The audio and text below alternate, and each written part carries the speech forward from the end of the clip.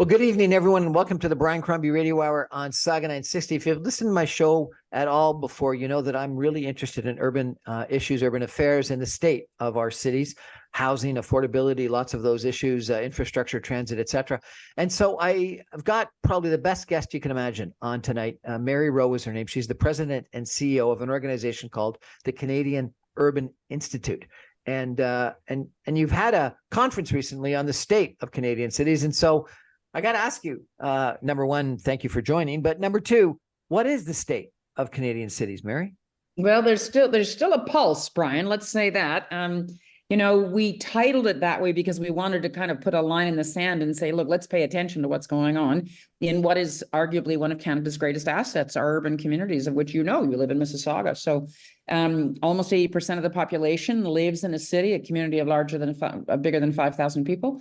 And all sorts of things that are important to the country are incubated in cities. So economic wealth starts in cities often. All sorts of innovation happens in cities, lots and lots of education. As you know, I often quote Petula Clark, the city is where things are at, and particularly the downtowns are where things are at. And that's what we're really focused on. So we had that big event to bring people across the country. And so that the politicians in Ottawa would remember that it's actually about urban life and about what's going on and what we're challenged by and what the opportunities are. Tell us, if you could, about the Canadian Urban Institute. What is the Canadian Urban Institute? What's your objective? 32-year-old startup. What do you think? Founded in 1990 by the city of Toronto and what was then Metro. I don't know if you're old enough to remember Metro, but I am.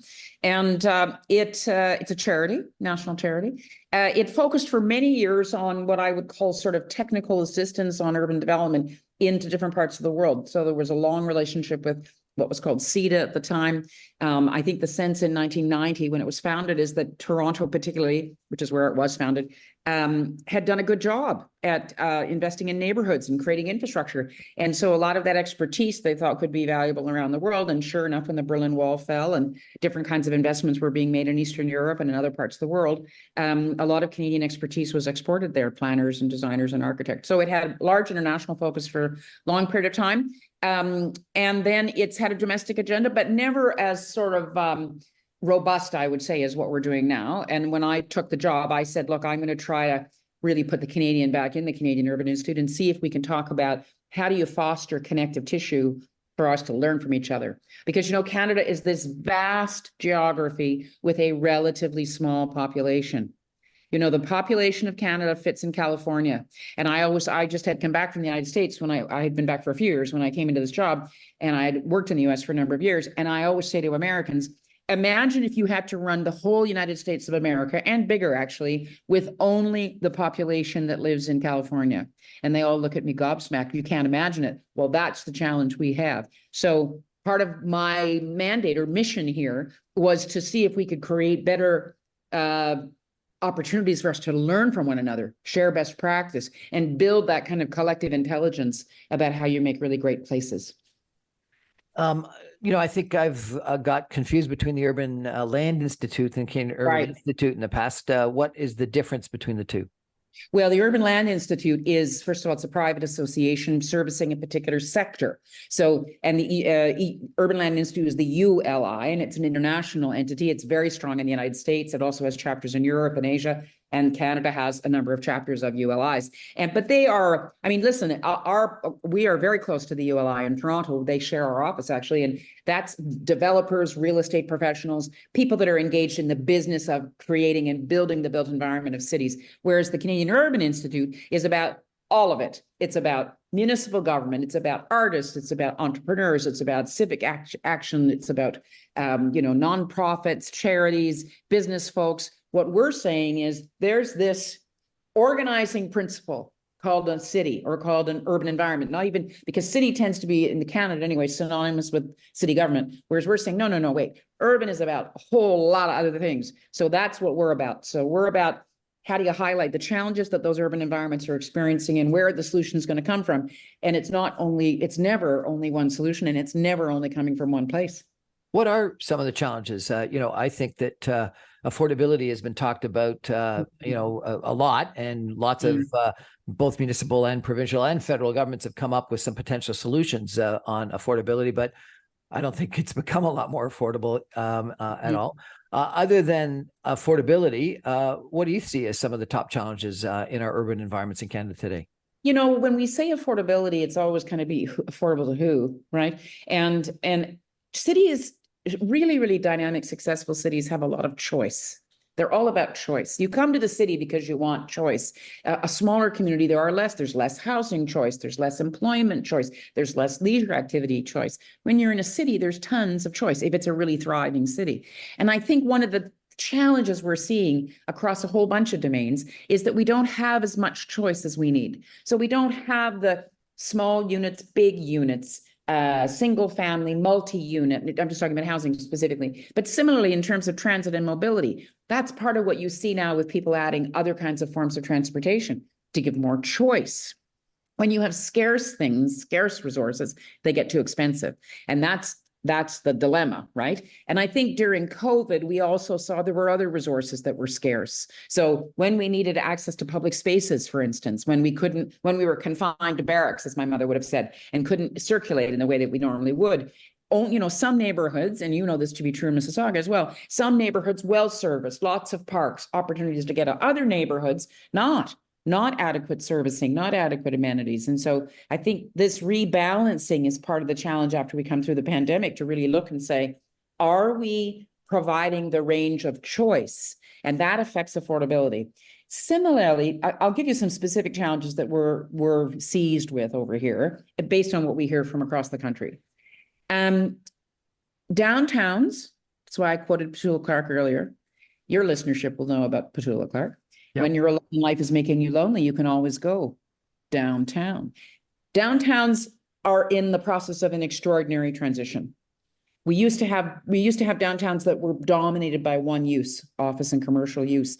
That kind of monocultural use is not sustainable. It's not sustainable in nature, and it's not sustainable in human settlements either. You know, a farmer never plants only one crop. So we're seeing downtowns being transformed because people now don't want to have to go into the office as frequently, particularly if they had a long commute. They want to use their space differently. So downtowns, big transition. And again, how do you up choice? How do you make downtowns places where you can live, work, get entertained, have some kind of experience that's unusual, collaborate with somebody you're not used to doing, see something that you wouldn't see anywhere else. The other lens we're using is we're looking at main streets. Main streets, if you think of the heart of a community is the downtown.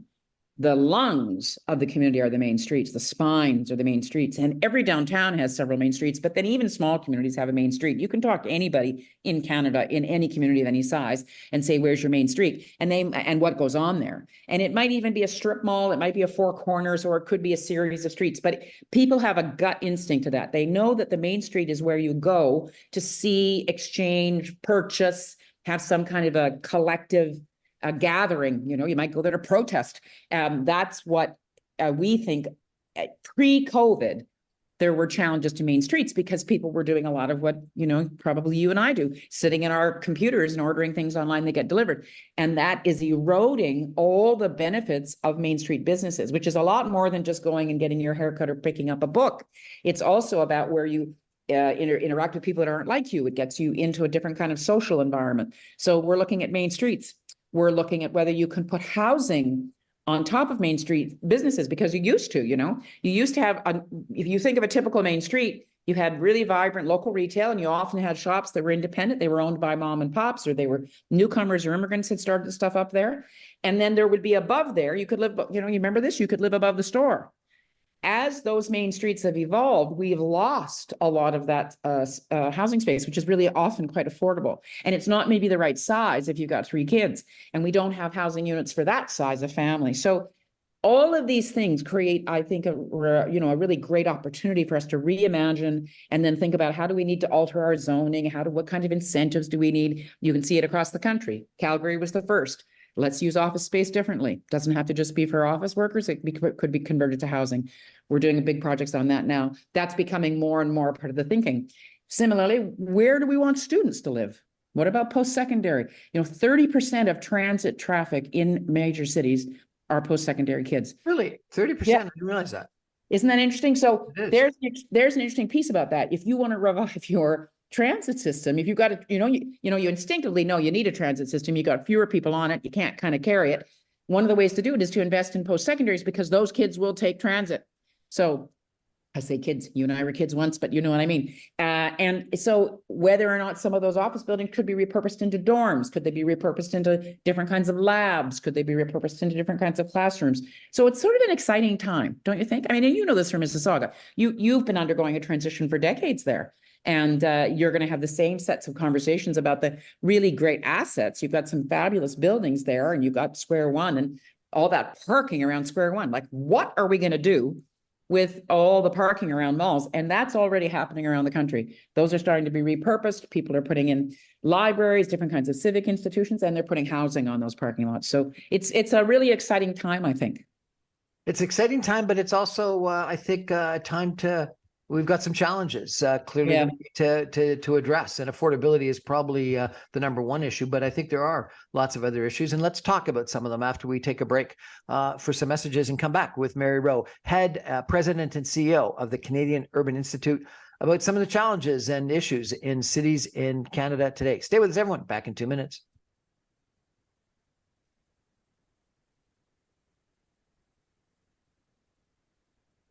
Welcome back, everyone, to the Brian Crombie Radio Hour on Saga 960. My guest tonight is Mary Rowe. She is the president and CEO of the Canadian Urban Institute. The Canadian Urban Institute is a charitable organization, as she's described, that is working on improving Canada's cities and our urban environments.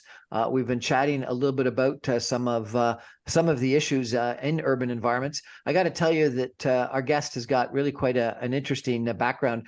She was executive advisor to the Premier of Ontario in 2016 to 2018. She was the lead facilitator at the Urban Project. She was a senior urban fellow at Evergreen Canada, a senior fellow of community resilience at an organization called Shorefast, and she became in 2019 and has been since then the president and CEO of the Canadian Urban Institute. Mary, you were talking about some of the challenges in cities, and that cities are going through this transformation. I think because of the pandemic, number one, and then I think because of the affordability crisis that we've been going through. One of the things that's interesting in Toronto is that it would appear that there's a lot of development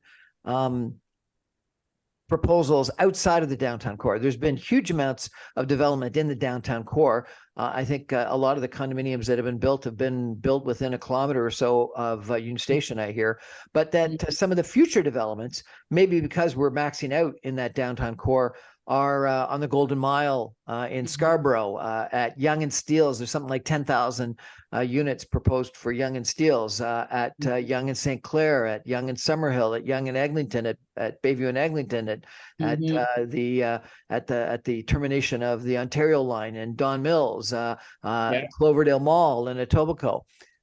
Is that good to have it dispersed, or is it bad that you want all the development in downtown? You know, I always try to remind people that no one is the boss of cities. Cities are a living, organic thing, and they've been around for millennia. So as much as, and I always tease mayors who think they're the boss of cities, and a mayor will be the first to tell you that they don't feel like they are.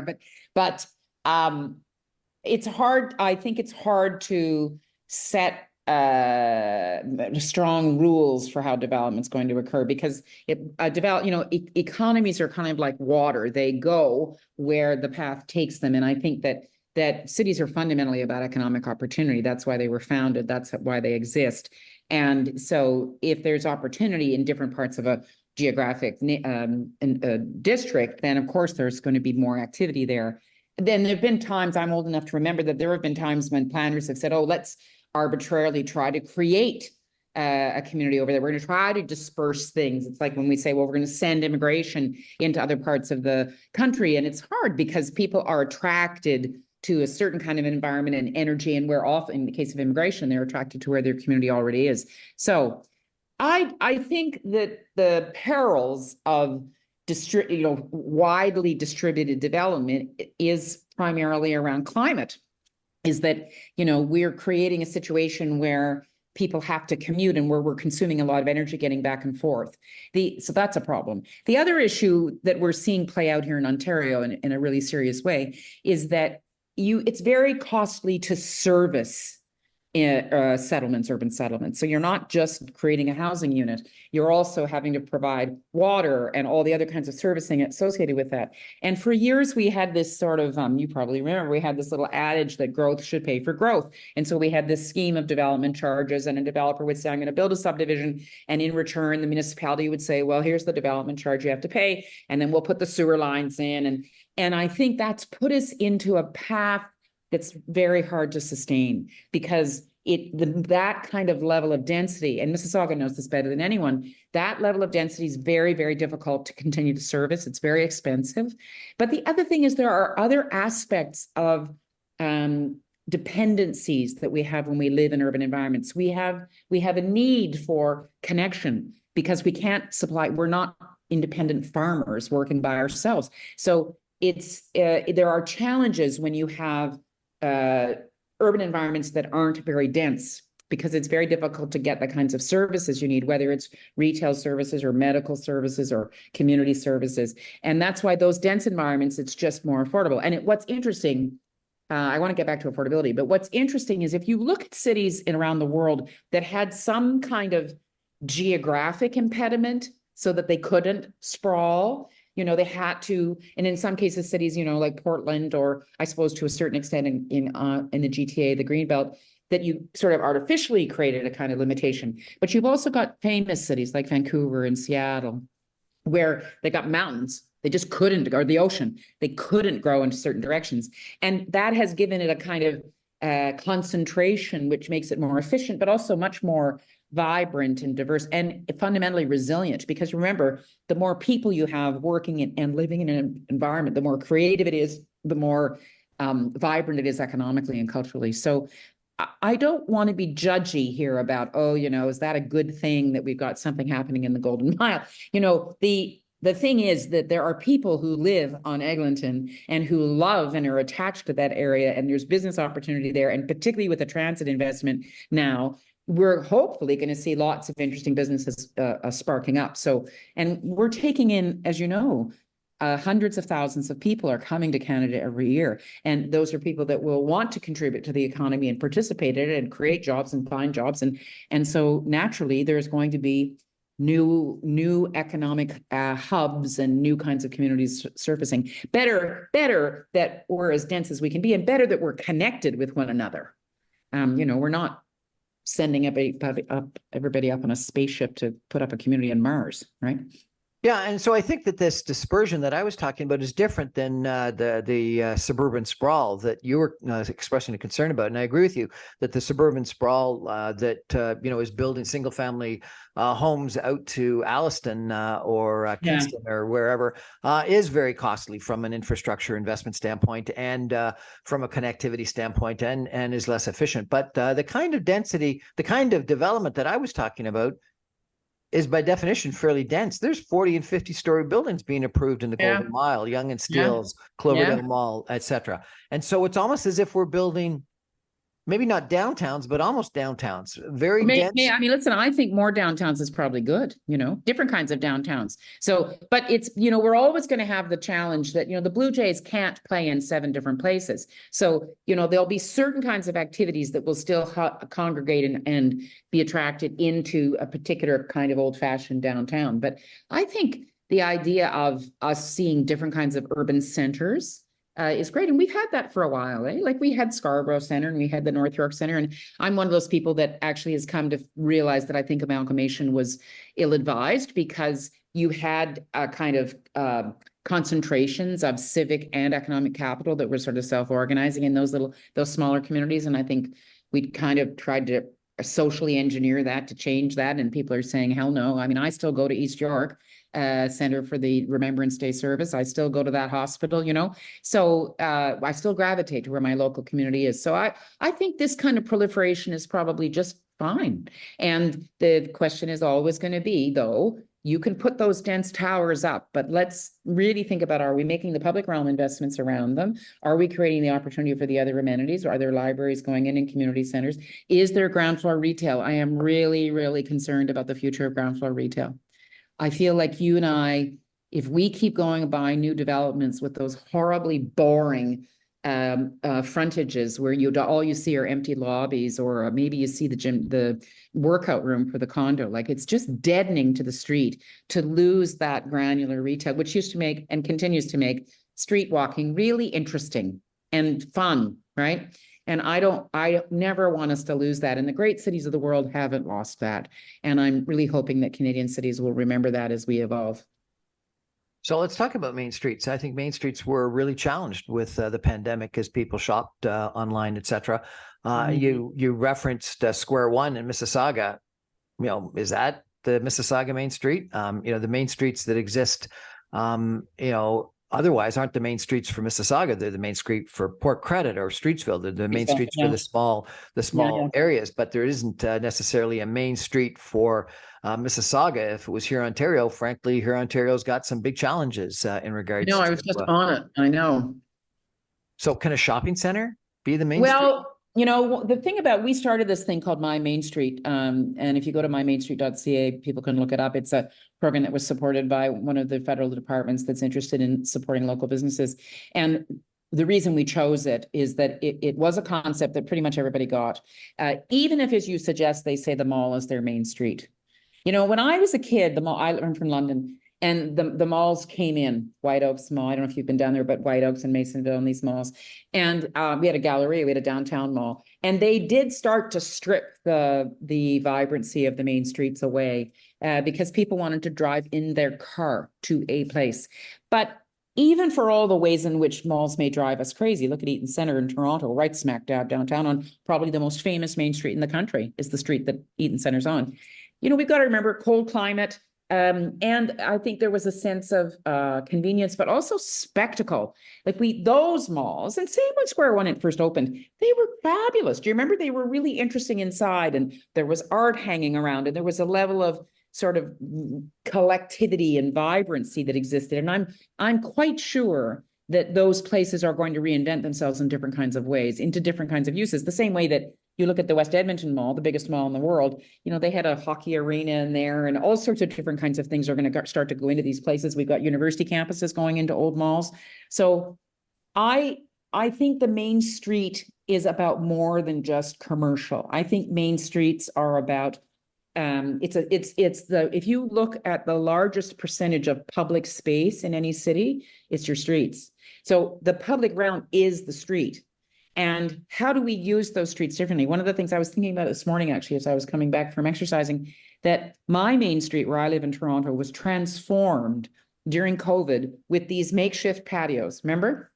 And I remember watching as they popped up and thinking, oh my gosh, we've turned into Barcelona. How did this happen? It was fantastic. It was like we took the street back, remember? And I'm sort of sad about it now because we're kind of back to, the ugly storefront, and you got to cram yourself into the restaurant. And I miss that patio makeshift. I miss a lot of those things that were sort of when we became the DIY city because we had to figure it out.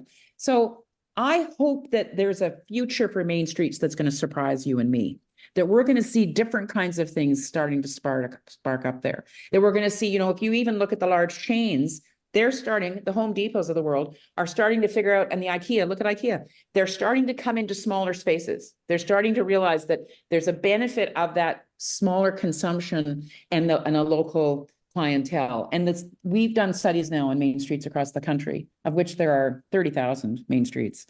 And what we're finding is the ones that have unique businesses with a really strong local clientele, so they've cultivated a close relationship with their local market, those folks did pretty well during COVID. They hung on. The places that were generic chains, not so much, because you could go to that chain anywhere. And so they didn't have the same attachment to going to that one. And I think now we're going to start to see cultural uses, different kinds of maker spaces, different kinds of, also because, as you were just suggesting, if people aren't going into an office as much, they might want a workspace close to their house or close to their home or wherever they live. So why not be on a main street? So I think we're going to be surprised at all the different kinds of things. The other thing I'm interested in is this notion of collaborative retail. Are you familiar with this? Do you I'm guys not. talk? What's collaborative retail? Well, I think it's a term. If not, I just invented it, but it's the idea that you go into a shop and there's more than one kind of thing going on. So it might be a little market where you have several vendors, but it also might be like across the street from me, there's a hair salon and they've put a coffee bar, wine bar in the front of it. So you can go into that hair salon, get your hair cut, but you can also go in and just have a Negroni. And that to me is really curious. And I saw someone today on Facebook post about a place on Spark Street in Ottawa, Spark Street being a pedestrian street in Ottawa. And there's a combined restaurant bike shop there, like a bike repair shop. And the front of it is a restaurant or a coffee shoppy thing. I always go there because it's full of really interesting people. The food is delicious. The coffee is good because we know bikers like coffee. And it's a perfect example of kind of companion uses that can exist. And I think we're going to see more and more of that, more kinds of people kind of bunking in, like a pop-up, except a little more permanent than a pop-up because they come into some kind of arrangement. And if it works, they stay. And it's interesting because I would have thought that, department stores, which were that effectively, a generation ago, have reduced in popularity fairly dramatically. Well, they have. There's a lot that have gone bankrupt. No, they have, that, but I'm talking about a much smaller scale. So if we go back to the kind of granular fine grain urbanism of walking and being able to go into a shop that's navigable, for me, a department store is overwhelming. It was too large. Where was everything? You got to go up to the fourth floor or whatever. I mean, there were aspects of that years ago that were fun, but not so much. Whereas now, if you can get things at a smaller scale, and then the question is, are there companion uses that can exist? So in the same way that you're seeing pharmacies, and them, the chains as well as I do. Now, when do they start selling? They started selling groceries, and now they sell books. And now you can actually get your flu shot in the pharmacy, and actually you can get your blood pressure taken, and maybe you can get a counseling appointment, and maybe you can get a physio appointment. So I think this idea of more and more co-locations, you look at athletic facilities, you look at Wise, we're doing a big study on the future of faith places that were started by churches and had all sorts of different kinds of community uses, but then the congregation dwindles, they can't support it, but that space is still vital. So one of the solutions is a whole bunch of folks and different entities share that space. And I think that's the kind of transformation that we're starting to see that will continue to reinforce that main streets are about gathering. We're just going to gather in different ways and different kinds of experiences in the gathering.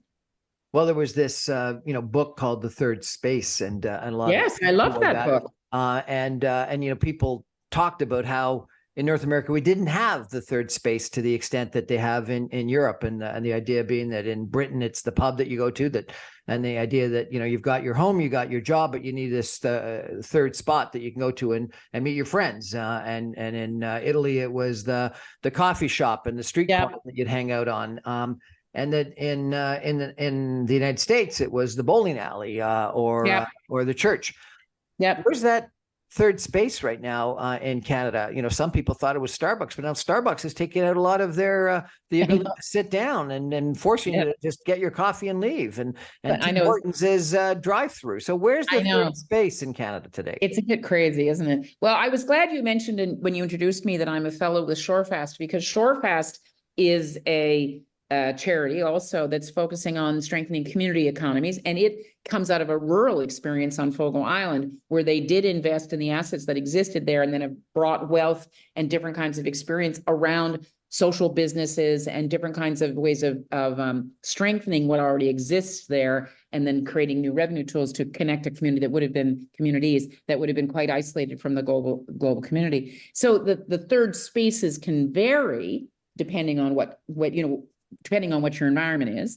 But what's interesting, as you suggest, is people find a way to make a third space. In many ways, I'm saying main streets are a third space for people. And if you go into, like if you were to go into Brampton, for instance, where they have an old historic main street, but if you leave old Brampton and you go into some of the other areas around there, we're talking strip malls, auto body shops. And in those places, there is a local cafe, or there is a catering outfit, or there's a donut shop, and it's as if people will create their own third space. I think that sometimes just happens organically. People, and just as you suggest, the pub. And that in the UK, pubs were starting to close, and they created a mechanism there so that communities could buy their pub. And I think that's kind of what we're looking at for churches is it's kind of like, as you say, is that your community's pub? And in which case, can we create some financial vehicles for you to be able to buy it or own it or lease it so that it can continue to be that for you? I think third spaces are also in Canada still institutionally supported. I think libraries are third spaces for all sorts of people. And, it's not your grandmother's library, even though it is your grandmother's library, but you know what I mean? Like people go to the library to take a course, to fix their toaster, to have some kind of an exchange with somebody that they've never met before. Those kinds of places are being used as third spaces. I think parks, and we're seeing parks in a profound way being used as third spaces, including people who are living in them. And then, as you suggest, I think it's highly idiosyncratic. 2 blocks from my house, I have an apartment I'm in. 2 blocks from here was an empty parking lot. It wasn't even a parking lot. It was just a corner that was used for parking. And then over time, it became a kind of scruffy garden center. So they started selling plants and trees out of there. And then I saw they were going to put this little glass hut up. And then we found out they were going to have a coffee stand there. And my neighbor and I one day were walking by and we both said, for God's sake, who's going to want to have coffee there? Like, really? Brian, it is the most fabulous third space. They have little fires. You go and get a hot chocolate. They have biscuits for the dog. It's open at different hours. I want to go check it out. Where is it? It's at the corner of, it's in near where I live, which is Queen and Broadview. It's called the Queen East Garden Center. It's the size of a dime, I need to tell you. Queen East Garden Center. You're going to have to check it out. And it's just the most fabulous third space. I was in there this morning and people walk by and people talk about their dog and you see their kid. And then there are people there that are old like me and people that are young. And so that's an example of a place that my neighbors and I all laughed because we thought it would never work. And now look at it. So we can be surprised. We can be delightfully surprised. We're chatting tonight about cities and the challenge of cities with Mary Rowe. She's the president and CEO of the Canadian Urban Institute. We're going to take a break for messages and come back in 2 minutes with Mary. And I'm going to ask her about affordability. I'm going to ask her about transit. I'm going to ask her about governance. Stay with us, everyone. Back in 2 minutes.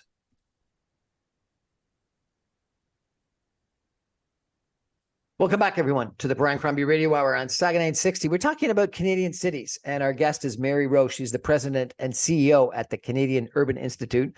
Mary, we've talked about downtowns. You said there's no bosses of cities. I disagree. I think that the zoning planning departments think they are the bosses of the cities. They may think they are, but I just think they're not really. And tell everyone what to do. But let me ask you about, the number one issue that I think the provincial government, municipal governments, federal governments are focused on right now, which is affordability. And and it seems like that the provincial government thinks that the lack of supply is the issue and are doing a whole bunch of things to increase supply. I was at a event that Mayor Chow had recently, and she did not think that just general supply increases was the issue. She really thought that we needed social housing and housing that was affordable for people at the bottom end of the income distribution. And then there's some municipalities that aren't willing to change and think that if the province takes away their ability to restrict development, they'll be not nearly as attractive. So tell me, where do you come out on this whole affordability issue? Well, again, affordability is about affordability for whom, and it's about that we don't have sufficient choice across the income spectrum. But I also will just want to add that it's not just housing that's unaffordable. That's the challenge, right? When you say affordability, it's not just housing. All sorts of things are feeling unaffordable to people. We've got all sorts of global circumstances, interest rates, inflation, a whole bunch of post-pandemic stuff going down that we don't all understand. Food's too expensive, all that kind of stuff. So there is a pattern that exists in urbanism around the world that as cities get bigger, income inequality becomes more significant. So you get more wealth, higher net worth individuals making more money, and you have more people that are pushed out of the system.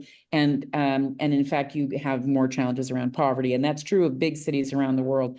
And I think that's a profound question, which is why Mayor Chow and others are saying you can't rely on the market to provide the range of supply that we need. And the dilemma for Canada is that we decided I don't know if we decided, but because nobody's the boss, but collectively 50 years ago, the federal government got out of the housing business in Canada. We used to create more housing than we do, more social housing than we used to.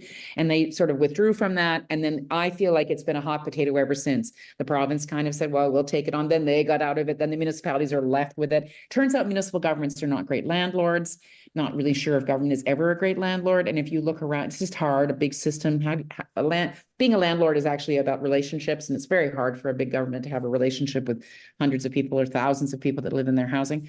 So that for us is probably a flawed model, and yet we don't have any choices. So I think part of what we need to do, and what you hear Mayor Chow and you're hearing Premier Ford and actually Minister Fraser, they're all saying in many ways the same thing, which is that we need new ways to get capital to work in ways to provide a broader range of housing choice.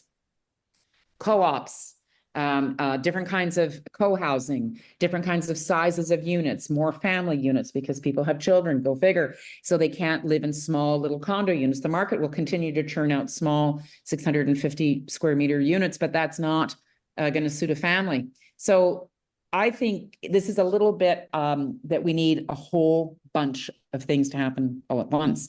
No silver bullet. I think there, however, are a few key things, and you're starting to see it. One is land is expensive, and particularly in built-up areas. So we need to do a really strong inventory. This is starting to happen where each order of government looks at what its land allocation is. Tons of land in your city and in mine and everybody else's is owned by governments, and it's not well used. It may have a building on it that's not even being used effectively, or it may have no building on it.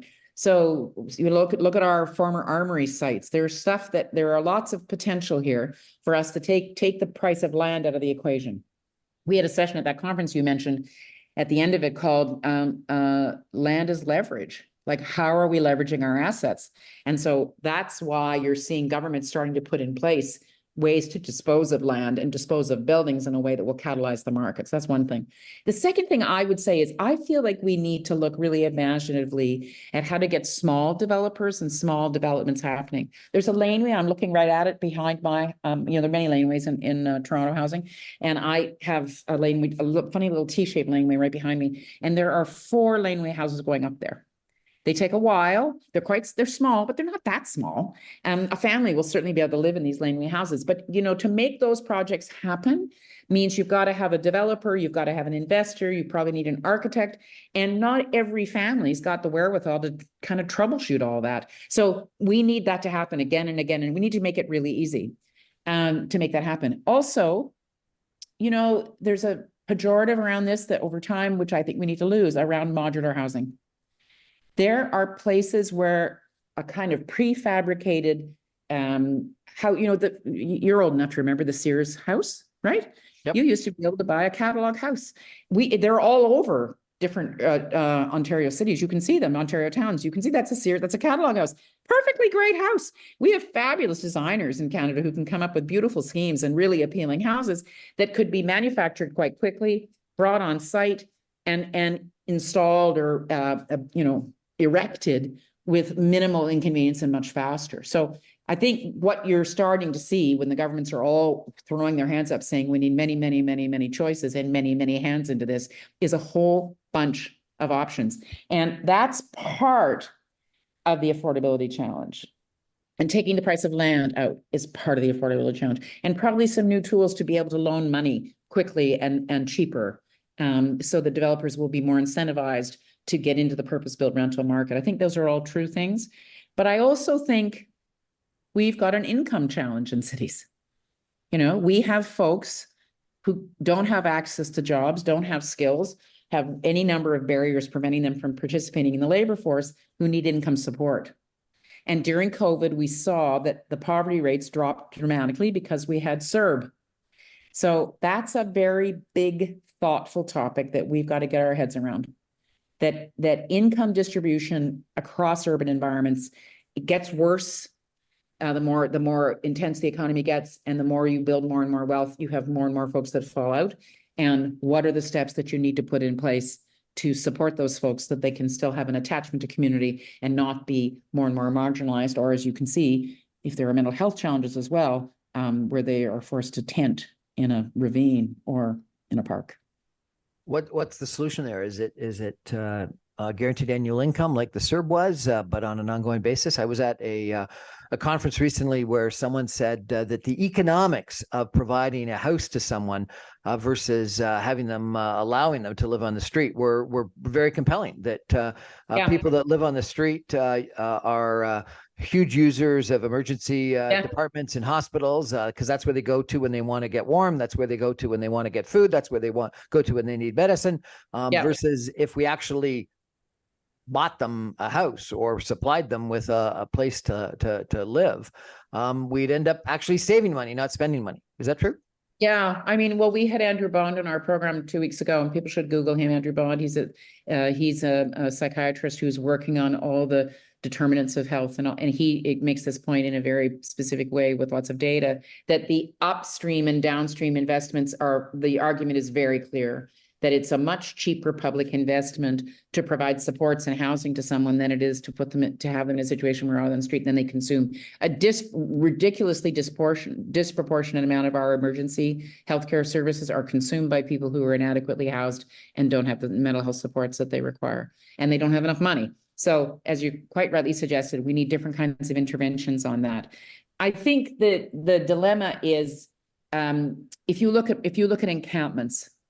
For me, encampments are signaling we don't have adequate choice, because people that find themselves in that situation are rejecting shelters. The shelters are probably overcrowded. They don't feel safe. Don't forget that in urban cities, just like yours and here in Toronto, you've got an influx of refugees coming in as well, and they're putting pressure on systems because there's no place for them either. So people are pushed into an encampment situation often when they have no other choice, and they may also be vulnerable in other kinds of ways. And the housing, they may in fact be in a domestic situation that's unacceptable, and we don't have those kinds of supports. So I think all of this is a kind of wake up call around how do we connect better the social service agency of primary health care, street to home supports.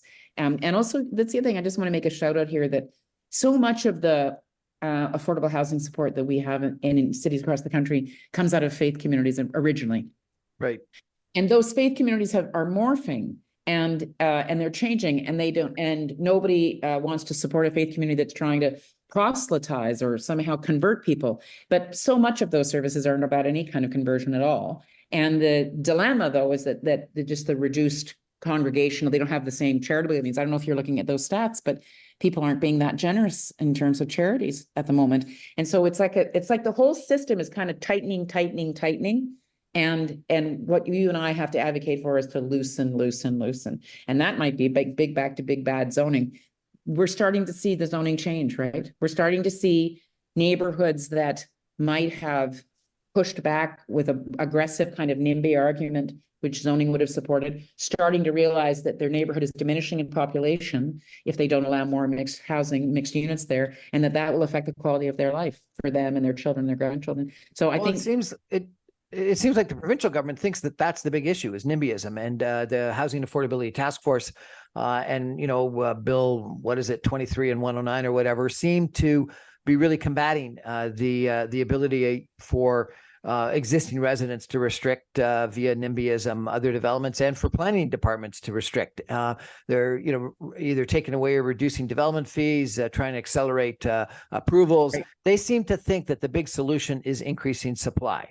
What do you think? Is the provincial government driving in the right direction in that regard? It's sometimes you look at what are the levers you've got. The government always talks about levers have they got, and so if they have a perception that they can pull some levers that will boost supply, they say, well, we're going to pull those darn levers. We had Ursula Eicher with us at that convening you mentioned, who's a professor in Concordia in Quebec, and runs something called the Next Generation Cities Institute. And she, in an essay that she wrote for us, said, every building that Canada needs by 2050 is already built. And she's being provocative there to say, it's senseless to just keep knocking buildings down and building new buildings up, because it's expensive, but it also has a huge environmental component to it. So I don't disagree with people that want to say, look, we have more built form assets that need to be converted. Hence this discussion about converting commercial buildings into housing. You've got folks also asking really thoughtful questions about the extent to which we have people who are investing in housing but not living in it. It's being consumed by the secondary market, or maybe they're an investor and they're buying up several houses. Do we need different kinds of constraints on that so that those kinds of units would be made available for people to be able to live in and not just sit on? You know, I lived in New York for a number of years, and we used to talk about zombie buildings, that there were floors that were completely empty because it was an offshore account that owned that apartment and it was completely empty. That doesn't solve the homelessness crisis, but it skews the market. And people that are concerned about the financialization of housing are concerned about investors doing that, speculating and hanging on to units. I think one of the challenges we have culturally, and I'd be interested to know whether your listeners are with me on this, somehow we've created a culture where we feel entitled to own a house. And that is not true in other parts of the world. And I think the dilemma is, it's not only is it an expectation that we have, it's also for people, for lots of people, including me, the only vehicle we seem to have for saving for our retirement. We kind of count on our real estate investment to be the nest egg that will eventually, dispose of and then live off of, because we don't seem to have many other choices. Other countries around the world have other vehicles for you to be able to save money, to be able to invest. And a real estate investment, the capital, the equity that is sitting in my apartment here is completely unrealized by me. And it's not going to any community benefit. The bank is the only thing that's benefiting from the any kind of equity that might exist here. And we don't have any way to unlock that. At that event last week, the head of CMHC made this very startling comment, Romy Bowers. She said she'd bought a house in Toronto 20 years ago. She's a banker who then went to work to be the CEO of CMHC. She looked at the math in her real estate investment in her house for 20 years, and she realized that her husband, who's a school teacher, makes less every year than her house makes. Well, the housing appreciation in the last 20, 30 years has been outrageous in Canada. There's no outrageous. She said there's something wrong with an economy where your real estate investment makes more than your school teacher husband. And that took a lot of people, you kind of are shook up by that. Like, wow, like that is right. That is not. So we've somehow created this thing that and people that own houses have a sense of entitlement about it. Well, yes, of course, my house needs to appreciate and I need it to get to be, it's in my interest that prices keep going up because it means my investment goes up. So we've got to somehow unlock that. I think we've got to unlock, that's back to choice. When people feel like the only choice they've got to save money is to buy a house, or the only thing that, I feel like the Premier doesn't help us with this because he often sets up, everybody has that hope and that expectation. People that rent all their lives, do we really want to create a situation where somehow they're less than? And maybe you choose not to buy a house. Maybe you choose to live in a different kind of setting. So I hope we can get to that place where we understand lots of choices, lots of options. And really what we want is really a full spectrum of choices of housing and shelter for people. I agree with that. I think, I don't think housing ownership is the problem. I think it's the fact that we've had this limited supply and low interest rates such that housing has gone up so dramatically in price. And that's created this situation where the house has made more money than the school teacher. Anyway, we're going to have to take a final break and come back with some concluding comments in 2 minutes with Mary Rowe, the president of the Canadian Urban Institute. Stay with us, everyone. Back in 2 minutes.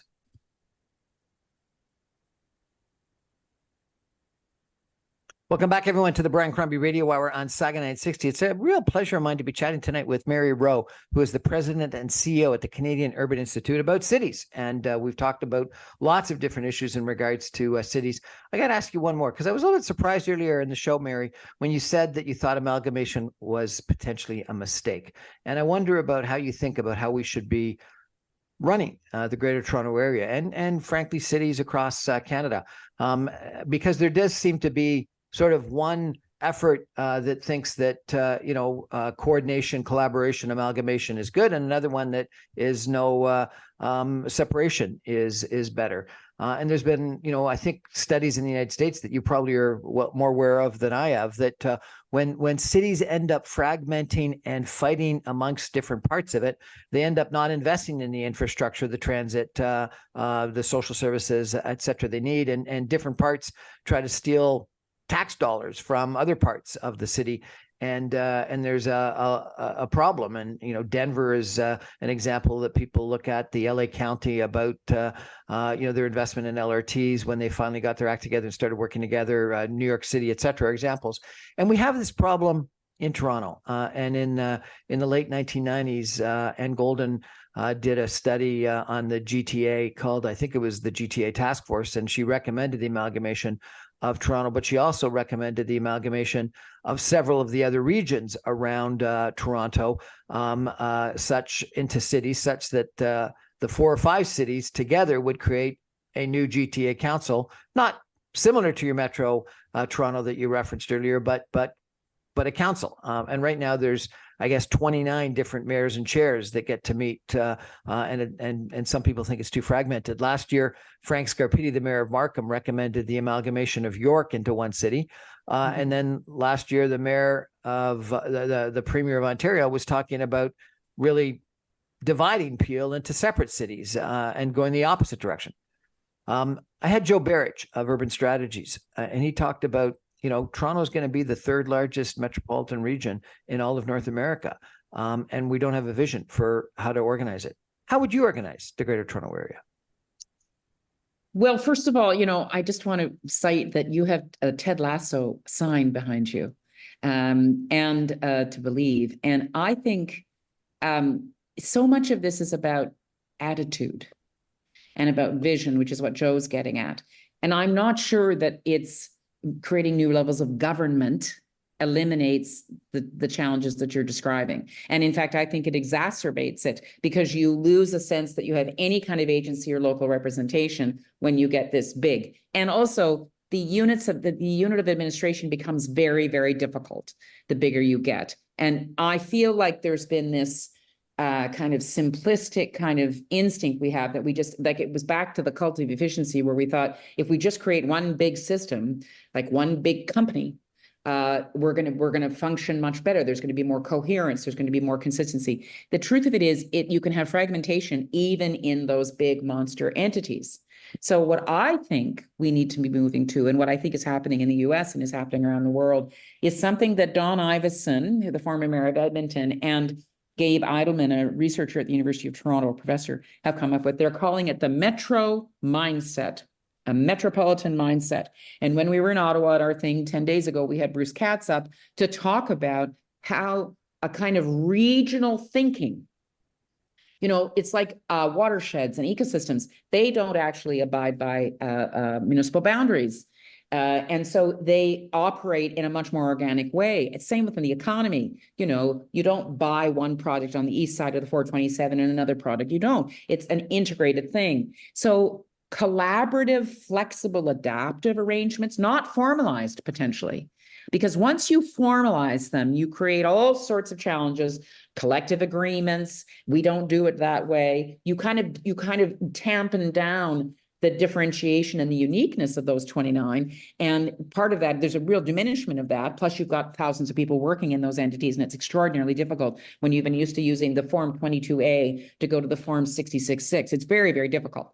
So I think what we need to do is move, and I hope that this is where Joe would be going, move to a kind of collective visioning exercise. And you do see it happen at certain times, where, for instance, the Amazon headquarters bid, do you remember, where there was a kind of collective sense that we're actually in this together and we can share this, or the FIFA World Cup, where the actual venues are being shared across a couple of communities. I think it's a challenge to acquire and use soft power really effectively. And I think that's the moment we're facing. And what Joe's describing, he's quite right. When you take the whole region, it's going to require all sorts of collective action and appreciation for difference, but having some kind of North Star goal that you share, and then being generous about that and understanding that it's okay that Markham isn't exactly the same as Port Credit, but that we're on a similar kind of path, the kind of all boats rise kind of notion. You're seeing the same with Windsor and Detroit. You're certainly seeing the same in the West in the different regions there. You see it in Montreal, across the island. And yes, there are systems challenges, like you and I would go crazy about 29 systems trying to get a transit fare that I can use to go across the region. But, the world's going to push us in this direction anyway. And so I think we just need to really sharpen up our capacity to have that metropolitan mindset. Google it, folks, and you'll find the article that Don and Gabe have written. And it's a provocative kind of attitudinal shift, which we're going to need when it comes to climate as well. And we certainly need it in terms of resilience. Because I love the attitudinal shift. I just wonder if you have to formalize it. And I take a look at, the amalgamation in Ottawa, the amalgamation in Hamilton, and I think it works. And I worry that that there's too many forces of fragmentation in the Toronto area right now, and fights over taxes, and it's going to end up being a problem. But anyway, I'd love to get into that discussion with you sometime. We're out of time. We're going to have to end it there. Mary Rowe, President and CEO at the Canadian Urban Institute, thank you so much for joining us and stimulating us in our thinking about how we make sure that we have the vibrant, resilient communities and urban environments of the future. Appreciate it. It's going to take all of us to figure this out. So thanks, Brian, for inviting me. That's our show for tonight. Thanks for joining us. Good night, everybody.